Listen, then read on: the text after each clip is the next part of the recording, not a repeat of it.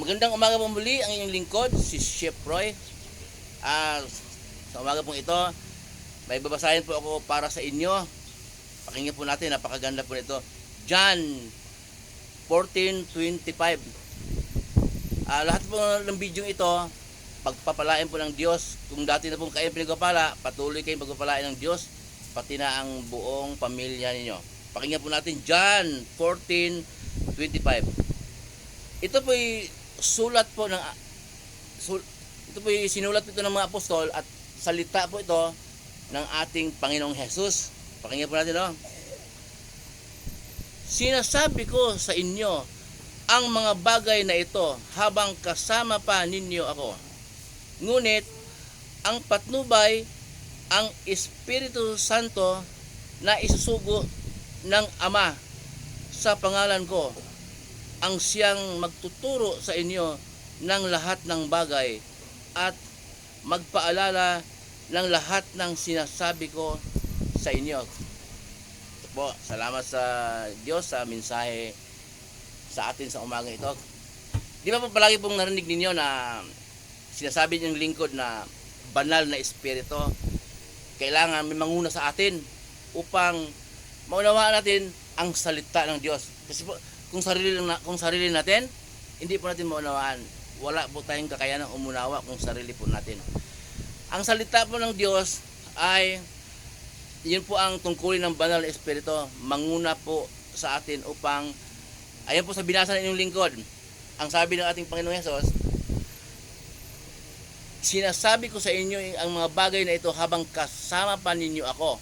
Pag alis po daw niya, banal na espiritu na ang manguna sa atin upang siyang magpaalala sa atin sa kanyang mga itinuturo. Padala po ng Diyos yan sa atin upang tayo pa makasunod sa kanyang turo. Okay? Paano kung hindi ka pinadalhan ng Diyos ng banal espiritu? Paano yun? Mayroon po kasing tao na pinadalhan ng Diyos ng banal espiritu para maunawaan niya dahil siya ang maghatid sa tao ng salita ng Diyos. Pwede po natin ihiling sa Diyos na pagkalooban tayo ng banal na espiritu upang maunawaan po natin ang kanyang salita. Mayroon po akong ikwento sa inyo, mga kaibigan ko, minsan nagkwentuhan kami.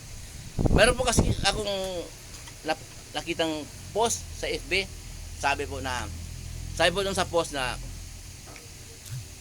huwag kang iibig sa tao na iiwanan ka dahil nagkamali ka. Doon ka iibig sa tao na itutuwid ang iyong pagkakamali. Sabi ng mga kasama ko, tama daw yun. Biro mo, doon ka iibig sa tao na itutuwid ang iyong pagkakamali. Huwag kang iibig sa tao na iiwanan ka dahil nagkamali ka. Sabi ng mga kaibigan ko, tama ba yan si Proy? Doon ka iibig sa tao na itutuwid ang iyong pagkakamali. Sabi ko, depende. Bakit depende? Katulad ng mga karamihan ngayon, itutuwid ang pagkakamali mo, ayaw mo naman mali. Di ba? Nakitang nagsugal ka, sasabihin na libangan lang. Ayaw mo umamin, galit ka pa sa nagtutuwid sa'yo. Nakita kang nagbibirhaos, sasabihin mo, uminom ka ng isang bote, papatulog. Nakita ng babae ka, sasabihin na nakipagbiruan lang. Ayaw mo umamin ng mali, paano ka ituwid ng pagkakamali mo? Paano mo masasabi na ibigin mo yung tao na itutuwid ang iyong pagkakamali? Ikaw man ayaw mong umamin ng pagkakamali. Hindi tao ang magtutuwid sa iyo ng pagkakamali mo, kundi ang Diyos. Kailangan manguna sa iyo banal na espiritu. Gaya po ng laging sinasabi ng lingkod. Banal po na espiritu ang kailangan manguna po sa atin upang maunawaan po natin ang salita ng Diyos.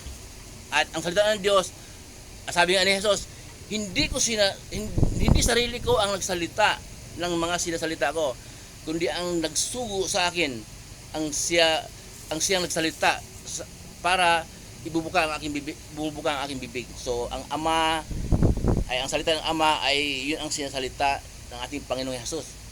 Yun po ang turo ni Hesus, yun po ang ipamumuhay natin araw-araw at kailangan po may banal na espiritu na manguna sa atin upang umamin tayo ng pagkakamali. Lahat man tayo pagkakamali. Diba sinasabi ng ating Panginoong Hesus, yung naunang utos yung sa Old Testament na nireject ng Diyos dahil maiksi lang, sabi.